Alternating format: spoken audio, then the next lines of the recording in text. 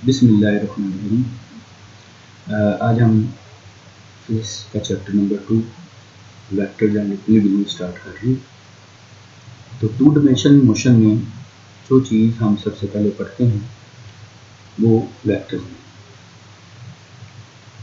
जो physical quantities हैं वो सारी हमारे चारों तरफ फैली हुई हैं। मसलन हम कहते हैं एक ऑब्जेक्ट की पोजीशन यहाँ है, तो थोड़ी देर के बाद वो पोजीशन उसकी वहाँ हो जाएगी। इसी तरीके से एक चीज़ को हमने अपने हाथ पे रखा, उसने हमारे हाथ को नीचे की तरफ दबाया तो हमने कहा उस चीज़ में मैस है। और जब हम किसी चीज़ को पुश करते हैं तो हम पुश करने के लिए उसके ऊपर फोर्स लगाते हैं। तो फिज़िक्स की ये जो क्वांटिटीज़ हैं, ये क्वांटिटीज़ सब हमारे आसपास हैं। इन क्वांटिटीज़ को कभी हम ऐड करते हैं, कभी सब्ट्रैक्ट करते हैं और कभी हम इनको डिवाइड करते हैं, तो जिससे हमारे पास नई क्वांटिटीज़ बनती हैं।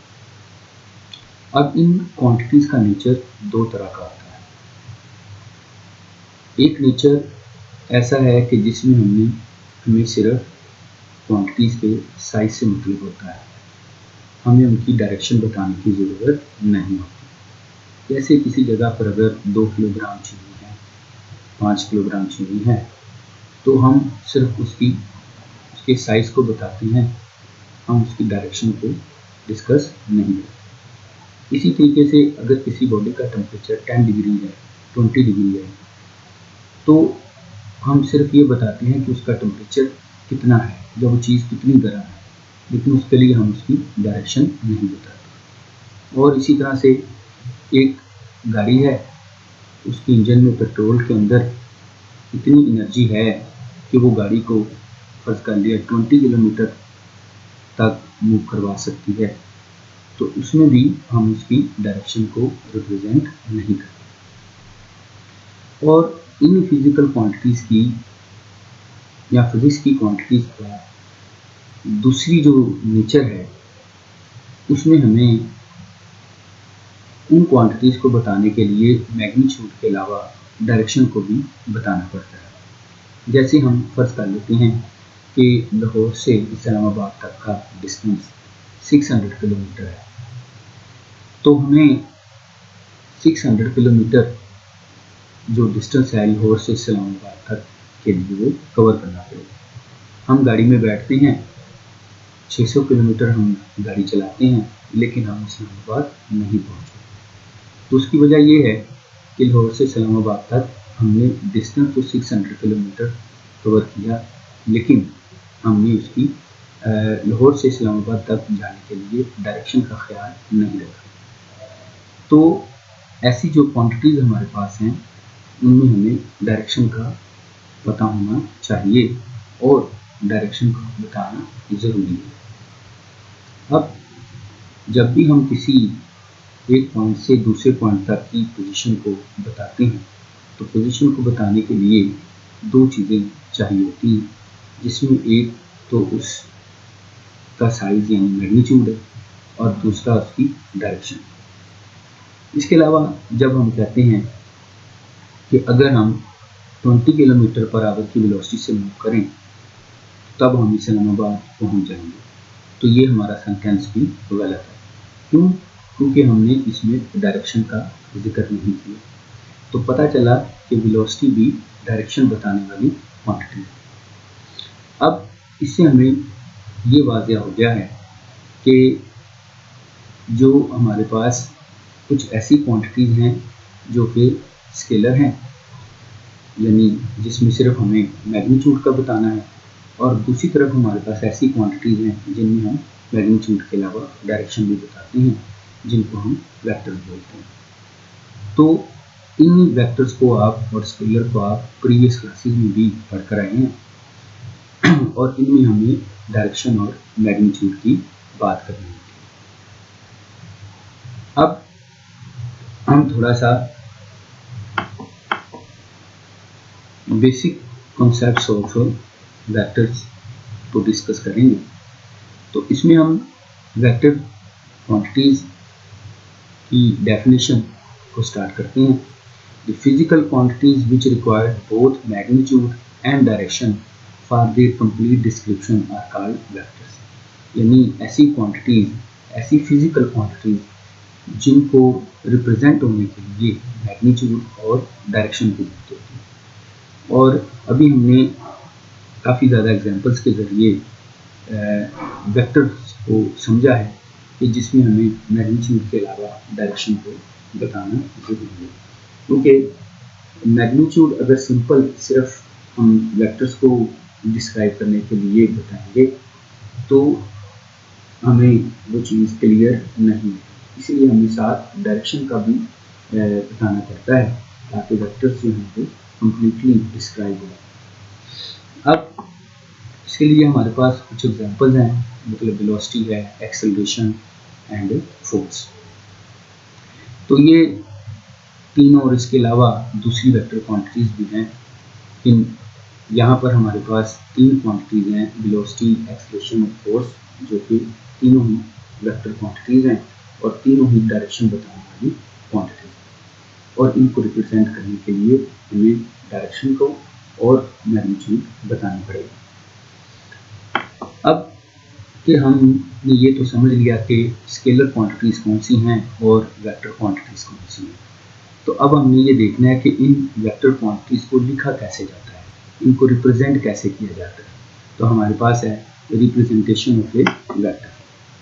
तो vectors usually denoted by bold face characters such as VAF और by an arrow over their symbols such as VAF।